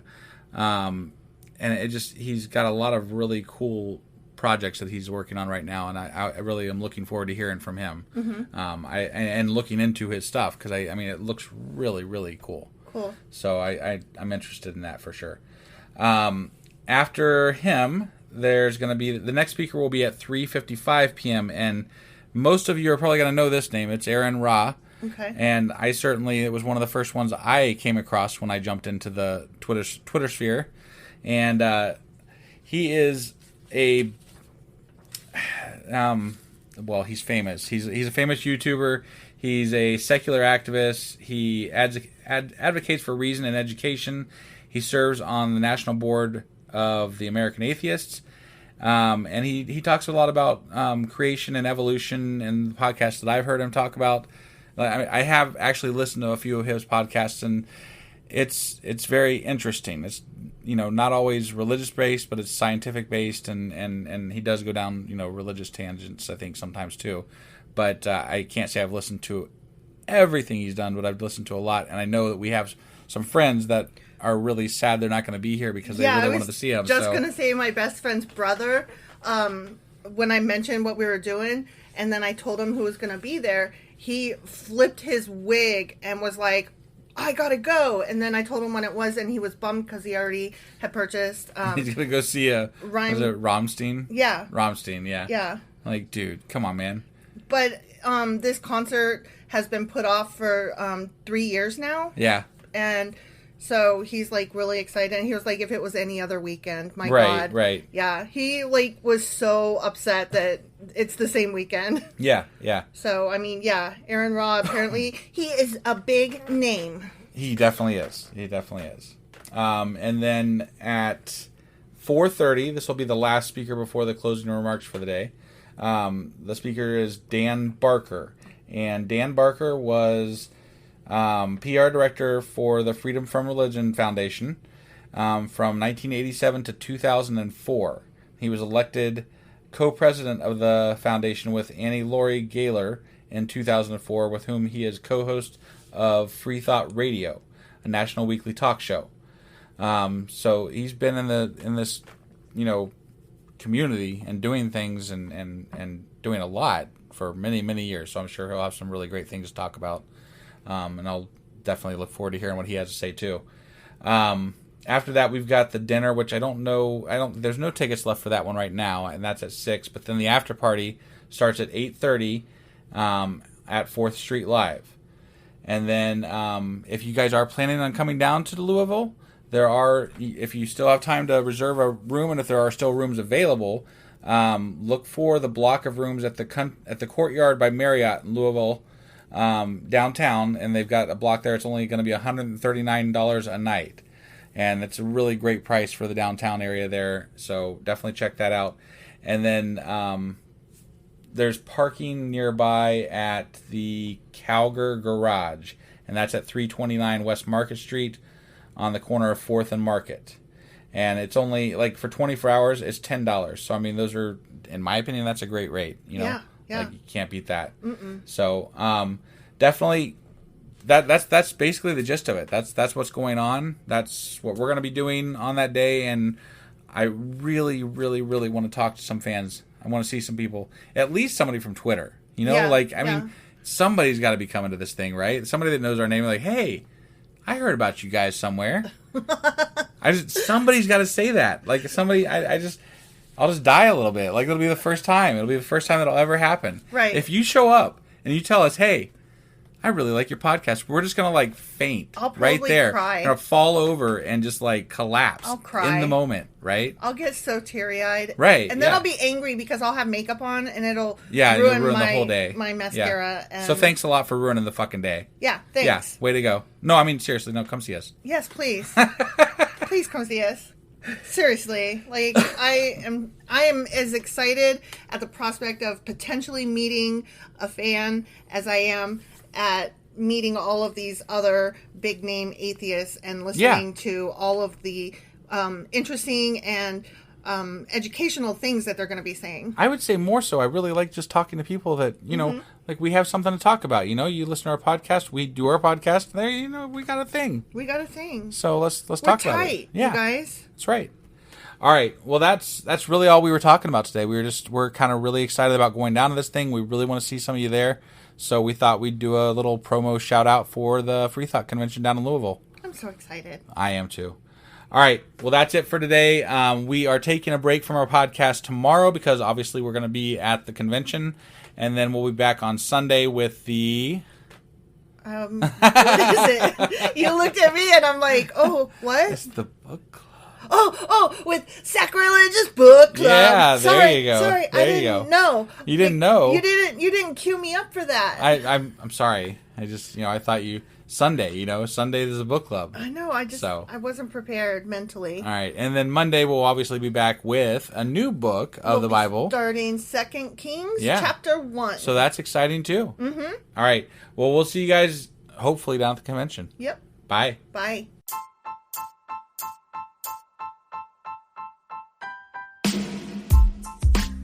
Hey, wife. I guess that's the end?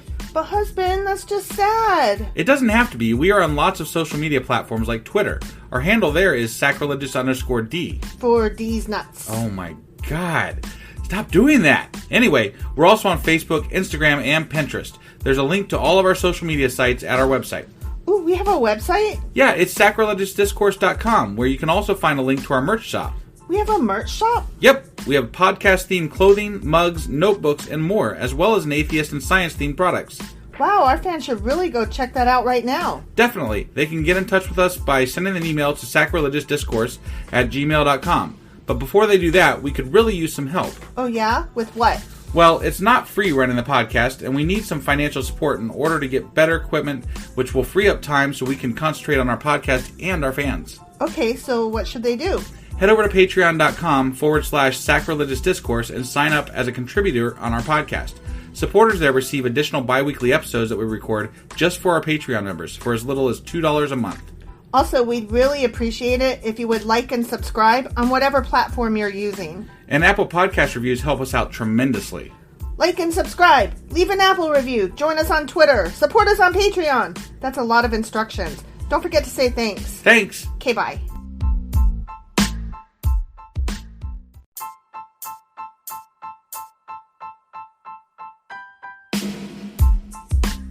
Hey, wife. I guess that's the end? But husband, that's just sad. It doesn't have to be. We are on lots of social media platforms like Twitter. Our handle there is sacrilegious_D. For D's nuts. Oh my God.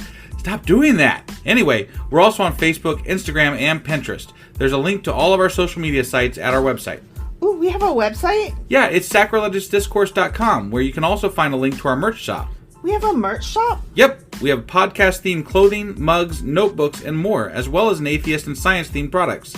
Wow, our fans should really go check that out right now. Definitely. They can get in touch with us by sending an email to sacrilegiousdiscourse@gmail.com. But before they do that, we could really use some help. Oh yeah? With what? Well, it's not free running the podcast, and we need some financial support in order to get better equipment, which will free up time so we can concentrate on our podcast and our fans. Okay, so what should they do?